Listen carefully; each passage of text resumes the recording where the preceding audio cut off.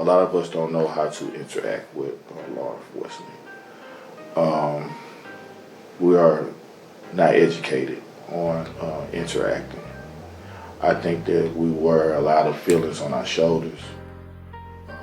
I can definitely understand that there's a lot of people that mothers been raped by police officers, mistreated, killed, and all that, and people are outraged. But if we're not having the right,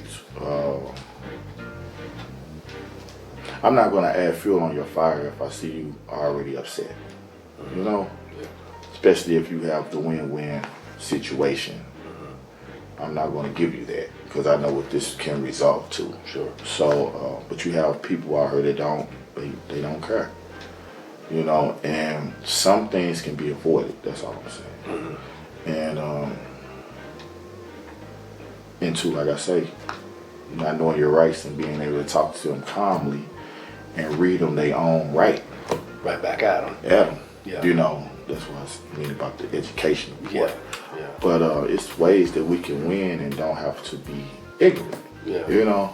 But I never take that from my people as far as how they feel, because that's how they feel. But it has to work on both ends. I can't point the finger at them, but sometimes you got to turn it and point it at yourself. So I have a student say, "Why are you late?" "Oh, the bus." Wait, started with the letter I. Oh, I got to the bus stop late. I said, now we can solve that problem. Okay? Right. Any problem that starts with I can solve. Right. Right? My mama told me rule number 3. Rule number 2. If you have a problem, the problem is you. Okay? So first we must articulate the problem. And so in order to articulate the problem, we have to understand the problem. So you asked me, how do you combat this system? So the first thing we must do is articulate the problem correctly. Now, if I want to solve my problem with the system, I must state the problem with the letter I, because I can change me. We know institutionalized racism exists. We know certain elements of law enforcement target African Americans to support white supremacy. And it's very unfair because the police can legally murder you. But until we have a truly equal society, it is important for African Americans of all ages to understand and internalize a step-by-step process when in contact with law enforcement. The goal is to survive the encounter and make it home safely.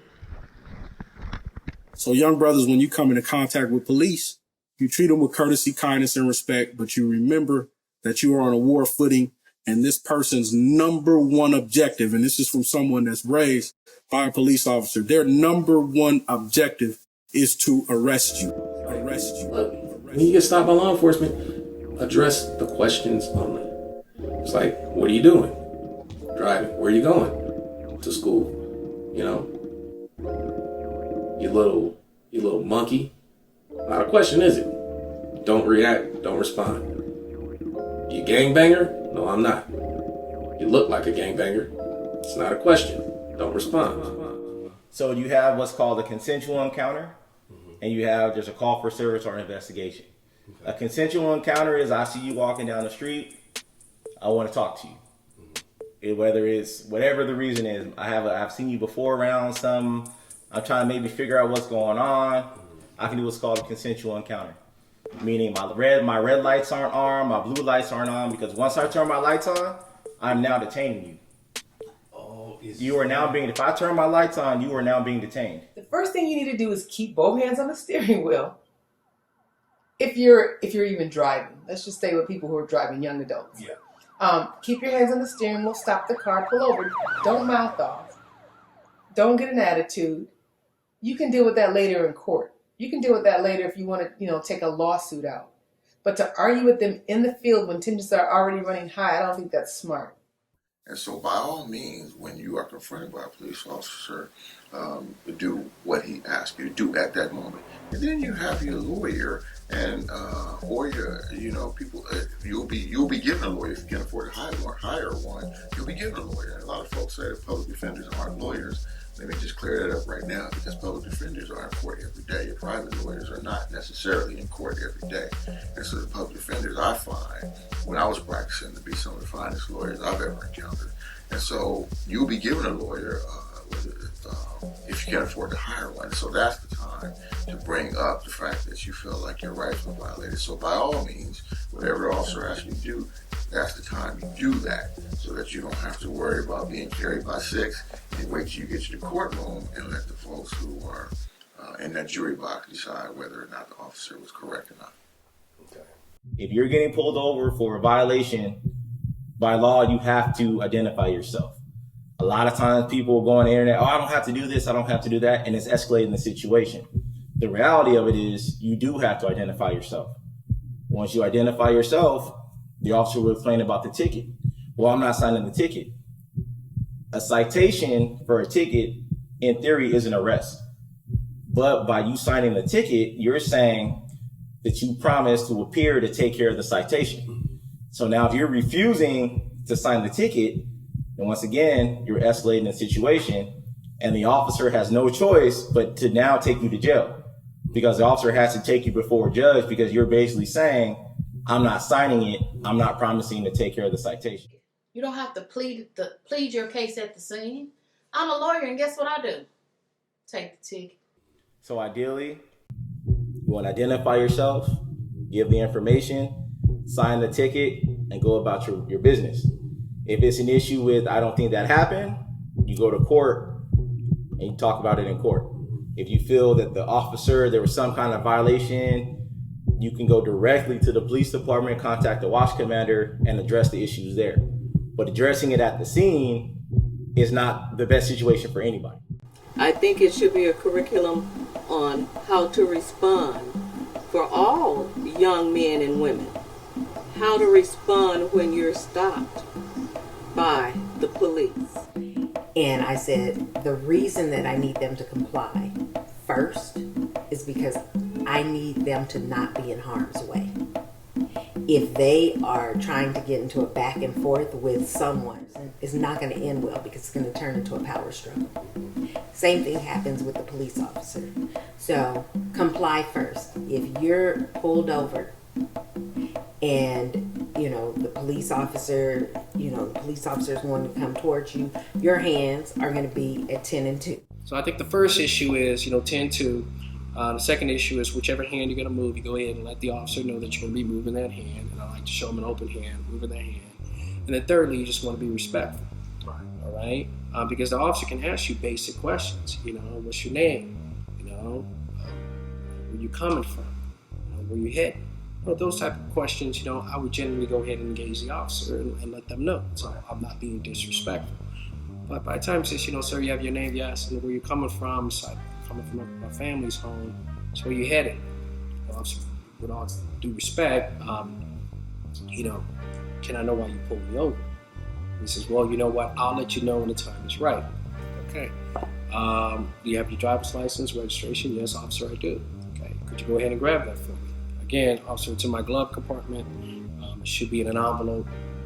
If you don't mind, I'll reach. If I end up needing both hands, I'll let you know, okay? So you get it. And it's always good to have it sort of in a small package, because you don't want to have like a big package and then there's like a gun could be in there, right. A knife could be in there, whatever it is, right. Okay? Yeah. So be real smart about that kind of stuff. And also, if you can put it in like a yellow container or orange container or something like that, because they're going to be able to see exactly what you're dealing with. Yeah, easy access. So you go ahead and give it to the cop, and he's going to say, okay, I'm going to go ahead and go back to my vehicle. You just go ahead and stay right there. So a lot of times you got the lights on you, so you just go ahead and keep your hands at 10 and 2. The officer comes back out.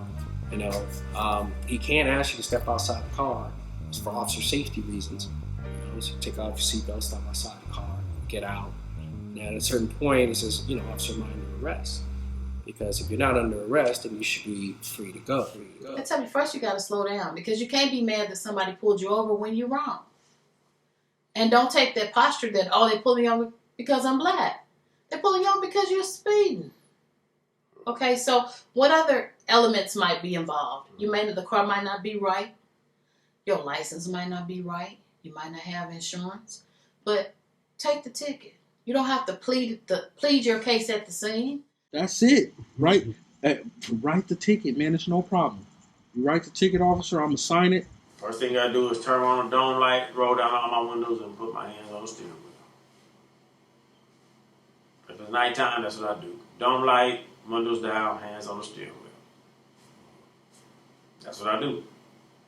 Have you been sweated by the police since you've been to police? Yeah. I don't argue with them or do anything. I don't have to say, oh, I'm a lawyer and none of that. You go to court and you handle it the right way. But the first thing I recommend is you pull over in a safe place, turn the dome of your car on, the dome light in your car. That way it's more clear as to what you're reaching for. Okay? Turn that on.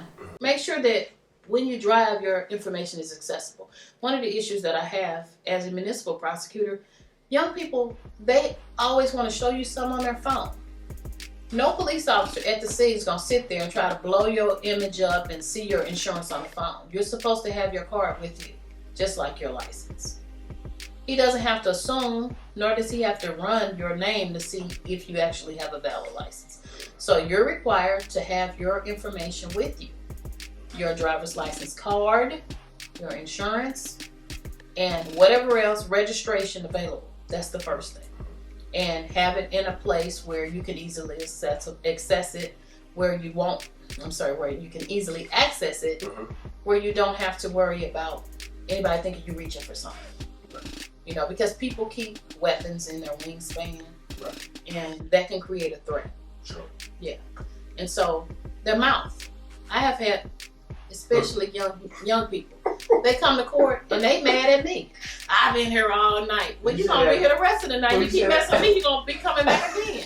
Because you have to understand, we're approaching you. It's an unknown situation for us. So we want to be safe. We want you to be safe.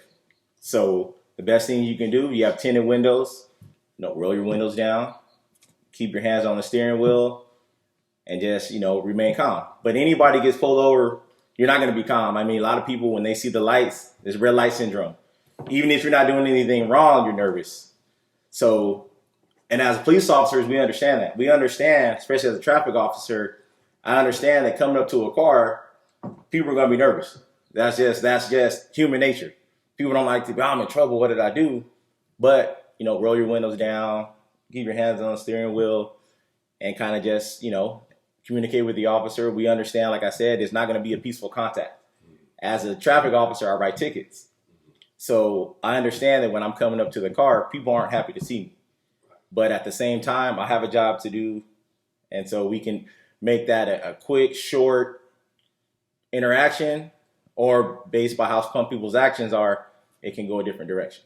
Gotcha. Okay, and they may be wrong. They may not be justified in stopping you. But you're not going to get very far in the field arguing with the man that's licensed to carry a gun is already afraid of you. So I think it's important that we do teach young people what you should do. And even if you are a young person who's not driving, let's say the police stop you on the street, maybe you're going to a swimming pool, don't run. Just stop, comply, whether, you think it's right or wrong, and you ask for a lawyer. Every single person needs to ask for a lawyer. What I can't stand is when I get cases, me and my colleagues, and the first thing people do is start running their mouth. It's one thing that your mama always told you. Shut up. Shut your mouth.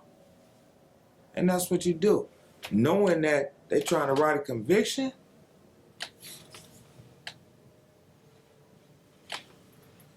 Can I get a blanket?